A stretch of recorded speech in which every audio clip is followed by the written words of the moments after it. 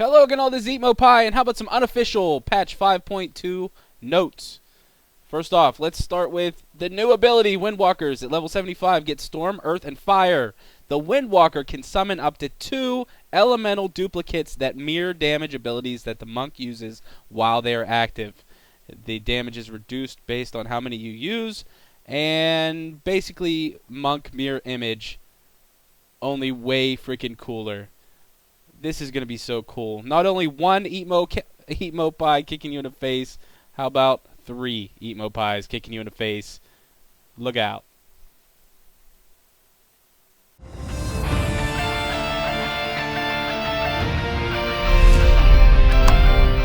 Patch 5.2, it's going to be going live.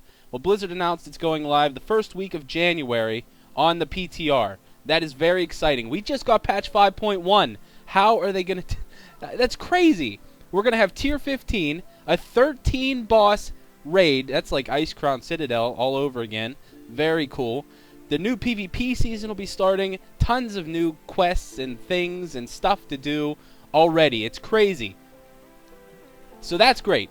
Some other good news. Monks are getting all kinds of love. All kinds of love. Brewmasters, Mistweavers, not so much. Nothing's really changing. There are no game-changing things. But Windwalkers, oh my goodness. If you're doing well on a Windwalker right now, you're going to love this because you're going to be so OP. It's just crazy. So I'm going to really quickly go through these changes. I do not want this to be a long video because this is all unofficial. All of this could change. Some of it almost definitely will. But for right now, this is how they're probably going to start patch 5.2 on the PTR, and I really like it. First of all, the first thing I want to talk about is Deadly Reach is being completely removed. Gone. Thank goodness. This is one of those quality of life abilities that Blizzard should have never had that ability be melee range. What they're doing is they're making it physical, non-magical effect. It can no longer be dispelled, grounded, reflected, and now its range is 20 yards. So no more talent. What's replacing the talent is absolutely phenomenal. Check this out. It's called Ring of Peace. It forms an 8-yard sanctuary around the target for 8 seconds. So that means you can cast this on yourself or somebody else in your party or raid. It causes all enemies in the area of effect to be silenced and disarmed. Hello. I mean, that is crazy. That is so good. One of the other things that's happening is Windwalkers and Brewmasters at level 30 get an ability called Nimble Brew. I have no idea why they wouldn't give this to Mistweavers as well. It's just silly, and that is one of those things I would almost guarantee that changes. That's silly. But basically, Nimble Brew is a PvP trinket. It's on a 2-minute cooldown. It removes all stun, fear, and root effects. It reduces the duration of those effects if they are reapplied by 60% for 6 seconds. Like I said, 2-minute cooldown. Now, is this replacing a PvP trinket? I really don't know, but that's what it looks like, and that is amazing. That is really, really cool. If we can go double trinkets on any race as a monk, people are going to be very jealous of us. A few other things are changing. Path of Blossoms is history, and I am going to miss it. That one time that I used it a long time ago, it was really awesome, but since then, yeah, nobody cares. Path of Blossoms is going to be gone. They're changing, they're buffing a lot of things. All of our Healy talents, our level 30 talents, are being buffed. Chi Wave now does 100% more damage in healing. And the big thing, no longer costs Chi. Zen Sphere no longer costs Chi, and you can actually use it twice now because they changed the detonate. I'm not getting into that. Chi Burst also 100% more damage and healing, no longer costs Chi. A lot of cool things like that. One of the most important that I want to talk about is the Touch of Karma and Tiger Lust. Tiger Lust no longer costs Chi. The reason this ability, well, I don't want to say it sucks, but it was sucky, was because when I really needed it, I would be stuck in the middle of nowhere, in a Frost Nova, in a root, and I had no way to generate the Chi to use Tiger's Lust. And that's why I didn't like using it. That's going to be removed. This is going to be probably the best talent in the tier for any spec once it costs no Chi. So that's great. Awesome. Touch of Karma no longer is going to cost chi. And that's awesome, but you know what? It shouldn't have cost chi in the first place. Most other classes have an ability like this, not that reflects the damage, but completely absorbs all the damage taken.